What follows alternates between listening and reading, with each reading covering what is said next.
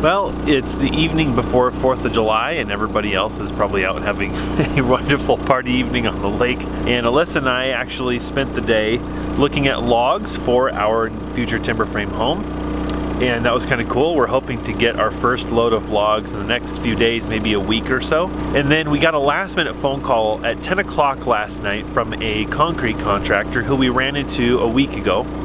He's local and he offered to spend some time with us teaching Alyssa and I the basics about foundations, footings, walls, things like that. He called us and let us know they're going to be working today, and he had to do some string lines for a foundation wall. Alyssa and I actually helped to float the footing last Wednesday, I think, or Thursday, and very eye-opening experience being on a pour, and we learned a lot. So it was kind of fun to go back today and see the footing done and help strip the forms off. And then we got to lay the strings for the frost wall that's going to go on that foundation. Next Wednesday, we're going to go back and help to, I think we're going to do what's called plating, which is lining the forms up at the bottom so that the forms don't blow out. And then we're going to be helping to set up the forms. Fantastic day. Evening time now, and I'm excited to get a few things checked off my to-do list. We recently bought a backhoe, and that means we now will have the unlimited ability to filter our dirt, which has been a huge bottleneck for our water project and other things around the homestead. And it's really important that we have this ability, and so part of that is getting our Grizzly fixed. We've repaired the Grizzly once. We did what we call Grizzly 2.0, and we made a bunch of really key changes to it, including changing the angle of the Grizzly. We did a video on it, and we also raised it up. We raised the deck of the Grizzly up. Those two changes really helped a lot. The problem is we're dropping 300-pound rocks on this poor wooden Grizzly. And I thought, we had a friend come over who saw one of our plumbing videos and said, I have to go help these people, they're gonna kill themselves. He was very generous, came over, and he helped me dig the Grizzly out from the rock pile. In doing so, I realized I don't think we're gonna be able to make some repairs to it. Once we dug this thing out of the pile here, I realized that the chain link was a really good upgrade. You can see the really small rocks that it's filtering out. This brace we installed, well, honestly, the brace was junk. It turned out to be a rotten piece of wood. And a lot of the stuff that we used to build this, minus the deck, was reclaimed wood. We never intended for this stuff to be bulletproof. We just wanted to get the job done. But we have so much more dirt to filter. This mound back here is probably 8 feet tall. We need to filter a lot of that. Those rocks right there are probably 200 pounds a piece. A lot of this needs to be filtered, and this is actually going to be the location of our home. And so we're gonna have to excavate this out, and we wanna save a lot of that to backfill for the footings and for the slab. But I don't wanna backfill with rocks like that. So I wanna get a better Grizzly built to help us with this. Because we used a lot of just deck screws to hold this floor together, they're all bent, and removing them is quite a nightmare. It can be done, and we'll dismantle this and use it for something else. But I thought, you know, for the amount of time that I'm gonna put into trying to get this thing taken apart and repaired, I might as well actually salvage a couple of pieces off of it and build a whole new Grizzly. So I've got the lumber over here to start building a new one. One of the main improvements that we want to make is to open this up so that you can get in here with a tractor and scoop up the filtered soil. So a big part of what I need to do... Oh, hey Bugaboo. Have you been out in the sun today? Oh, you've been really hot, huh? Yeah. It's cooling down, huh? So we can work on the Grizzly. Huh? Are you gonna help me with the Grizzly? In the interest of making the workflow better, we need to do some work on getting some bracing up here. And so I may end up using some plywood and some things to help with the bracing. Bugaboo is really vocal right now. So we're gonna work on that so that we can get in here and grab the soil, and so we don't have to constantly move the Grizzly. One of the things that's hurt the Grizzly the most is having to move it. So we've been hooking on here with a chain, looping it through here and lifting. But usually in the front, we've got rock piled up, maybe this high, and this is why this is all damaged and torn out here on the bottom. One of the glaring weaknesses of this deck is that I'll call them joists, are basically not tied together. So they're free spanning from the rim joist to rim joist, which is an especially weak design. So I think for the next design, we're actually going to block these joists so that they're attached, which will help them to resist all the loads when we're dropping rocks on them. These bolts up here did not do well getting rocks and buckets and things smashing them, so they're all bent. This joist is broken. I'm going to give a little bit of thought to how to strengthen that upper corner up there. We may end up using something across here like a diagonal brace that will create some rigidity in here to resist racking on this. I think that may be kind of what torqued this that way. And then also, I mean, doing something up here to brace along the top of these two to create some stability within the frame itself. Lots to work on. Bugaboo clearly wants to help me get started. So let's go lay out some of this stuff. I picked up this new kind of carpenter apron, and I'm really excited to try it out. With the home build coming, I think we're going to be doing a lot of this type of work with a lot of hand tools and things. And I saw a couple people have them. They've got a lot of hammer loops, nail pockets, you know, pencil pockets, stuff like that. Place for your tape measure. So kind of fun to see how this works on this project. One thing we did learn at the timber frame workshop was sharpen your pencil. Alyssa and I had been making a lot of mistakes, and a lot of our stuff is off when we cut it because we're not aggressive enough with sharpening our pencil. So something we learned is that when it really matters, you need to mark with a knife so that it's precise enough. Even the width of a pencil can actually make a difference in the quality of whatever you're building.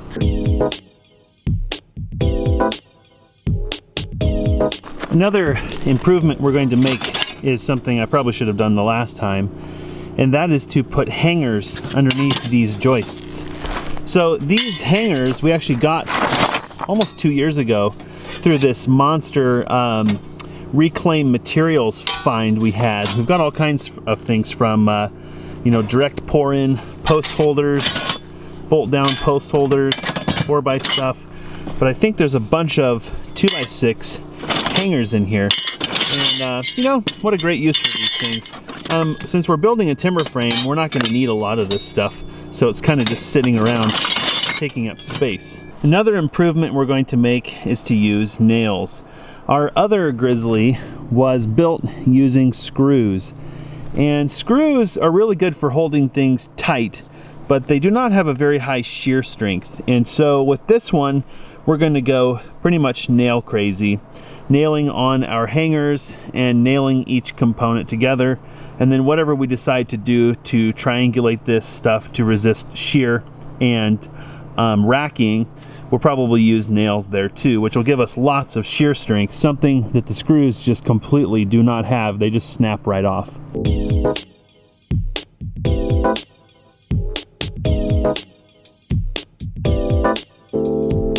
Well, I just learned a really valuable lesson, and that is to always double check your lumber before you start building. I guess I forgot that one. I assumed, fatal assumption, that all these boards would be the same length because I bought them from the same unit of lumber, and I guess that's building 101. So I now get to disassemble just a little bit and go back through and make these pieces uniform. I have to say that was actually one of the problems with our other Grizzly, is that when we built it, we did not do all that double checking, and so we had some boards that had a very small gap because they were shorter than the other boards, and that of course put more stress on the screws, which of course blew them up. So yet again, I'm going to practice my patience and quality control on this project, and so we've got a little bit of cutting to do.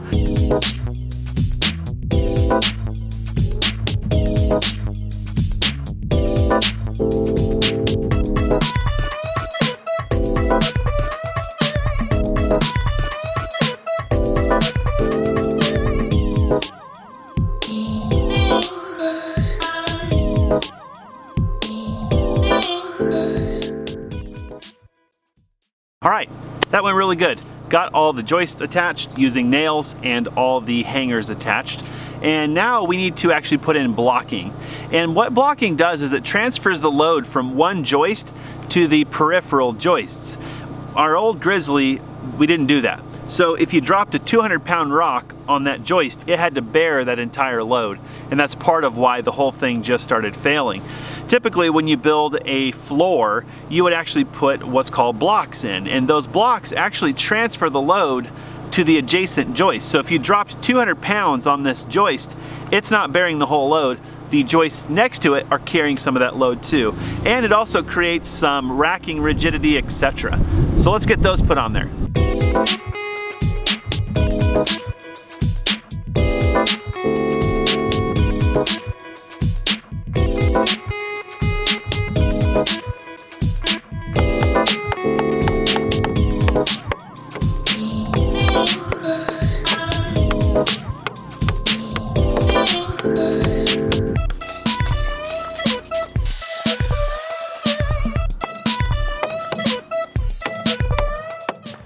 Well, that's a pretty productive evening. You know, it's funny, as I was working on this blocking, I'm like, ah, crap. See, I screwed up already. I was originally going to take those two 2x6s there, space them out about 3.5 inches here, run them lengthwise, and then block between them and then between this outer joist here. But you know, I've been thinking about this, and one of the weaknesses of our current Grizzly is that the screws, all that holds this rim joist on this rim board is screws that come in from this side. So it's the threads. And of course, as all that rock and all that stuff hits the bottom of this board, it pops that board off. On top of that, all the rock that usually accumulates here on the bottom, I'm going to stop and say this because I know somebody's going to comment this. This is upside down, folks. This will be rotated over so the hangers are oriented correctly. So the rock accumulates on the bottom, and then you go to lift the Grizzly out and it yanks this bottom board off. And I think the problem there is that we're using the shear strength of fasteners wrong. So I'm thinking now that this will be up and down, and this will be more like a purlin system. So when the rocks come rolling down, they're not going to knock this board off here because it's nailed in from the ends. And I'm thinking about putting some strapping around the ends there. And I talked about doing some triangulation here too. That should really strengthen this board. And in order to knock this board off, you'd have to shear the nails or pop the nails out here, which is far less likely than if you just pop the nails out the end, just like that. I'm gonna give this a little bit of thought tonight because it's getting late. Alyssa's got dinner almost ready. She's been hard at work on video. I've been burying her in fun projects. So I'm gonna think about this one overnight and make a decision if I wanna go with more of a purlin system or stick with the joist system. And then I need to do some more thinking about how to triangulate the deck here to give it a lot more strength. I don't think it'll be that complicated. We've got some scrap plywood laying around that would make really great triangles if we can find a place to put them in there so that the rocks don't accumulate. So I'm gonna pick this video up another day. Well, it's a beautiful morning and it's supposed to get pretty scorching hot today again. So I'm going to jump on this Grizzly project and see how much progress I can make. I think I can get it finished today.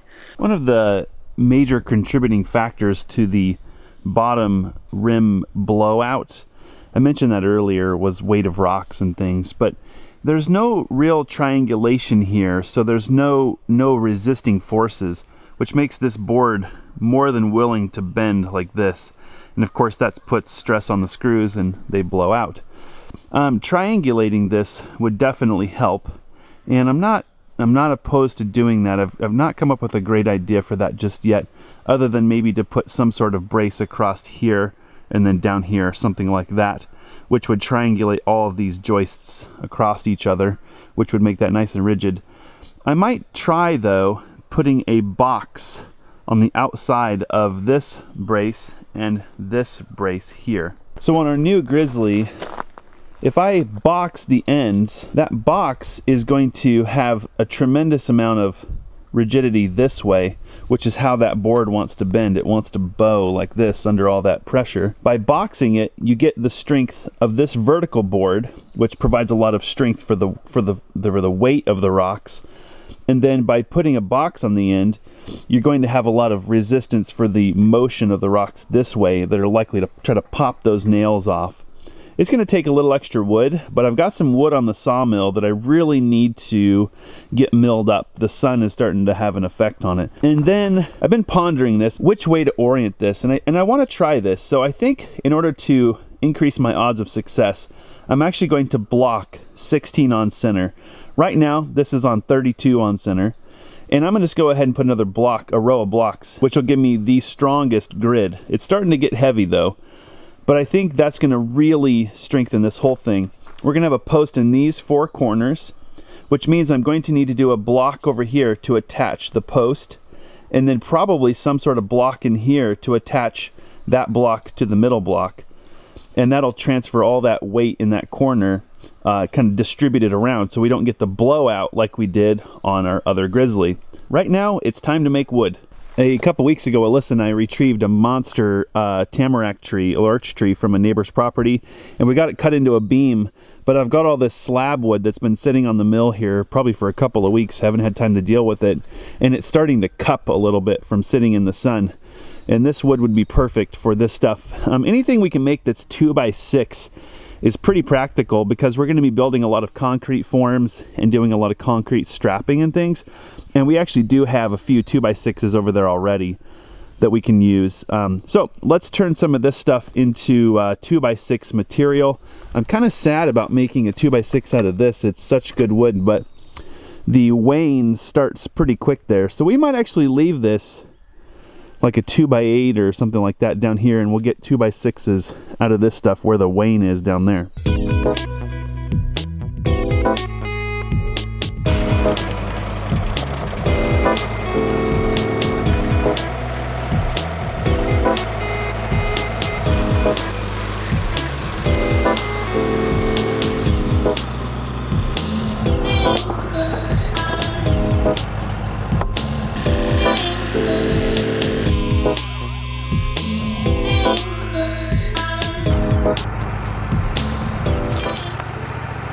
Well, there you have it. We yielded 5 2x6 good looking pieces of wood. Not bad for about 30 minutes worth of work.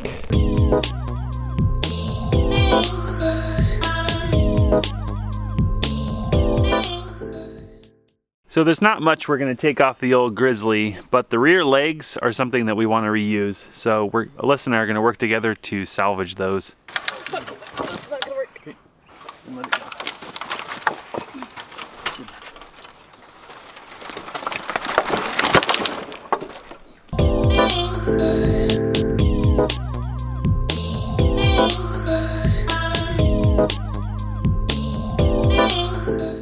I got pretty far on this project today, but the heat is starting to build. So I think it's time to move indoors. I think I'm realizing that this is going to end up being a 2-part series because it's getting to be pretty long, and the next stage is going to be pretty lengthy too. It was worth the effort to salvage those 4x4s. We already had them. It'll save us a little bit of money. We got pretty far on disassembling the old Grizzly. We'll be able to salvage a lot of that wood to use for concrete forms and things like that because it's got a lot of screws, broken screws and nails in it, so we don't want to use it for anything that we would have to cut it with. So the next stage is building the foundation, and I've got some ideas to make the foundation way more practical. One of the things that really damaged this, like I said earlier, was moving it. And I've got an idea to build a box, plywood, inside the Grizzly where you can scoop the soil out instead of having to move the Grizzly. So we'll kind of set up a processing area. But that's for another video. I'm super glad the sawmill was out here. We could throw together some lumber. Turned out really good. We got to use some stuff that we needed to get used up anyway. This project is a lot of fun, and I think for those folks out there who are economically minded, a couple of things. The reason we're not building this out of metal is we don't have metal, first of all, so we have to purchase it. We have wood, we have nails, we have the brackets.